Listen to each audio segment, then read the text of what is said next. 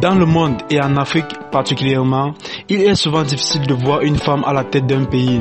Mais ces dernières années, les choses ont changé. Bonsoir et bienvenue à tous.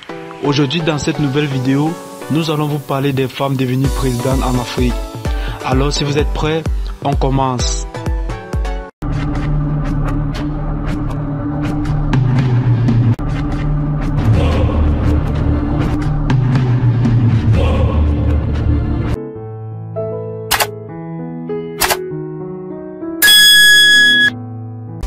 Ellen Johnson Sirleaf. Le 16 janvier 2006, elle est devenue la première femme présidente élue en Afrique, mais aussi la présidente africaine qui est restée le plus longtemps au pouvoir, grâce à sa réélection en 2011 pour un second mandat. Celui-ci s'est achevé le 22 janvier 2018. Son mandat a mis fin à une longue période d'instabilité. Joyce Banda. Le 7 avril 2012 au Malawi, la vice-présidente Joyce Banda est devenue présidente à la suite de la mort soudaine du président Binguwa Mutharika. Son mandat d'intérimaire a duré 2 ans, jusqu'au 31 mai 2014. Elle n'a pas pu se faire élire face à Peter Mutharika, frère cadet du défunt président. On se souvient encore d'elle pour la réduction de son salaire de 30% dans le cadre de mesures d'austérité. Amena Gorib Fakim, chercheuse reconnue en phytothérapie et biodiversité, a été présidente de juin 2015 à 2018.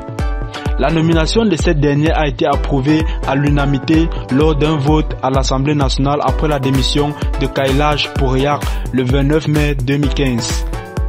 Elle a travaillé à faire connaître le réchauffement climatique et promouvoir de nouveaux investissements dans la science et la technologie à Maurice. En juin 2016, elle figurait dans la liste Forbes des 100 femmes les plus puissantes au monde et première parmi les 100 femmes influentes en Afrique sur la liste 2017. Catherine Samba Panza. Catherine Samba Panza est une femme d'affaires et avocate d'entreprise.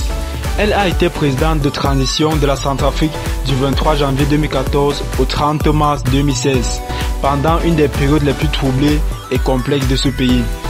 En effet, il planait à sortir d'une rébellion armée en 2013.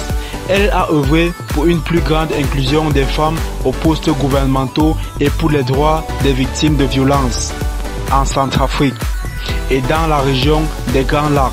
Sahle Work-Zewde. En Éthiopie, le rôle de président est cérémonial.